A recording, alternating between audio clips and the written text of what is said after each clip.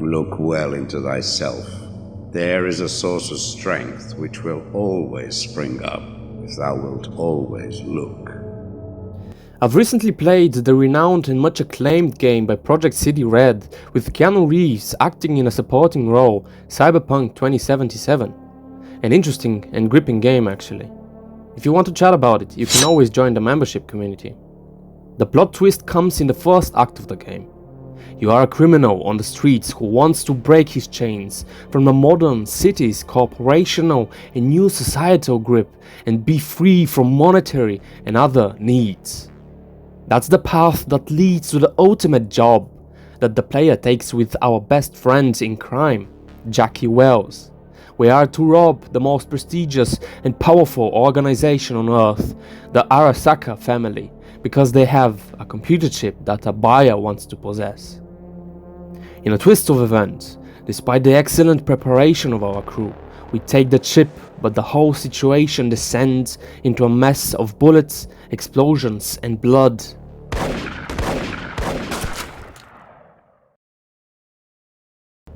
We lose everybody and are forced to stick the chip into our brain because it was damaged and was about to expire in the bare air outside of its broken case.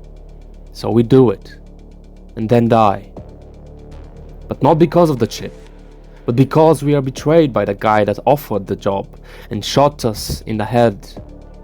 The chip actually somehow saves us. And from this point on, the main player possesses a highly confidential piece of technology created by the Arasaka family that shouldn't be on our hands. Yet on top of that, we get a split personality by the name of Johnny Silverhand, played by Keanu Reeves. The chip is an experimental construction that encodes the soul of a dead person and allows it to be implemented into a new body. However, the body could only take one soul, so the mind of the player is haunted by this entity. And it turns out that its influence is cancerous and means death. The chip wants the body to itself. Until the end of the game, we try and find a way to save ourselves from impending doom. We know that we will die soon, so we have nothing to lose and become the most recognized force to be reckoned with in the whole city. Please consider subscribing if you're enjoying the video. How does someone accept his fate? Does ambition always lead to ruin? Guts never really dared to attempt anything spectacular. It was as if his tough life led him to become such a powerful fighter, but he never strived for a crown or a fame. That was Griffith's characteristic. However, Guts was extremely important to Griffith, and once he decided to finally search meaning by himself in his own way, he doomed himself, Griffith and his friends. After being sacrificed and surviving, being marked by the Eclipse and haunted by monsters constantly, fighting fervently against man and beast alike to save his life. How do you really accept that fate? One could ask himself a bunch of what-ifs. The protagonist of Cyberpunk might think, what if I never lifted up my head up towards something better? Would I have still my old friends by my side and alive? Guts might wonder, what might have been without meeting the Band of the Hawk and Griffith? Would it have been different? Maybe better? Probably not. Because suffering follows man as his shadow does. To want to live better, to be ambitious, to be strong, to elevate above the rest. It's all fine, but it requires a sacrifice of your own. Old life dies, while the new one is birthed. Life can't be constant either way, so change is inevitable. Well, you might then ask, is my accelerated death and that of my close ones a fair exchange for all that? Let's see how Guts and V from Cyberpunk reacted to that question. V killed even more people than ever before, and depending on the choices of the player, he could become a really bad person, hell-bent on living another day. but V could get to know some new people, get to work with them, befriend them.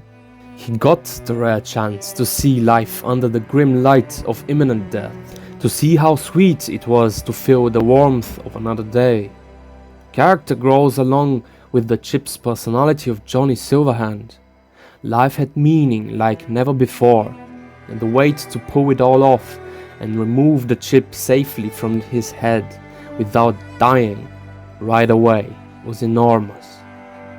Guts, in his way, firstly felt greatly embittered for everything that happened during the eclipse.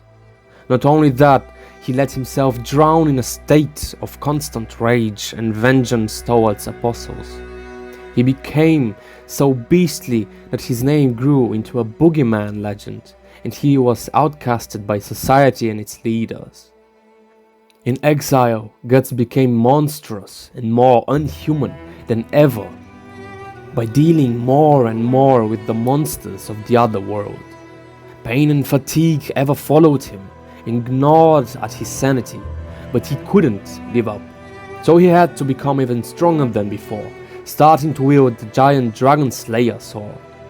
Godol, the smith that creates his sword, finally tells him that his new way of living is nothing valuable. He tells him that the path forward is the protection of Casca, his loved one that had amnesia. Their fate, although harsh, unfair, and terrifying, is accepted by the fact that they have something to fully give themselves up to. V to save his life, Guts to protect Casca. At this stage, the questions of how and why become irrelevant, because there is no turning back. Both of those characters' strength, persistence, will of life, and endurance gets them through to the end. In Cyberpunk, there are some endings depending on the choices of the player. Spoilers. In my playthrough, V agrees on a deal with the daughter of the family head of Arasaka to help her out in exchange for treatment. Finally, V goes through a surgery and the chip is removed on a space station around Earth. Everything seems to be coming back to normal. But in a monotone room where he's put in as a patient starts to make him crazy. V neither knows what time it is nor has any contact to his loved ones. A nurse comes in every day to inspect his cognitive and physical abilities, and he can't manage to solve a 2x2 Rubik's Cube. He gets a mental breakdown. Then one day, the engineer that V had already met, who had created the chip, told him the new situation. The chip was safely extracted, but it had caused so much degradation in his brain that his brain was on a path to die forever. V had 6 months to live. But he can decide to give up his soul to be stored in a chip, the same way as Johnny Silverhand. No one knows, however, when you will get a new body, and you will be stored in a giant supercomputer. Or V could be flown back to Earth to live till the rest of his days. V then stands up, takes his luggage, and calls for the space station.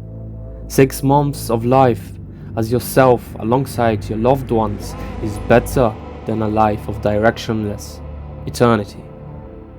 The end credits roll. Who knows what Guts' end has to offer? But one thing is for sure.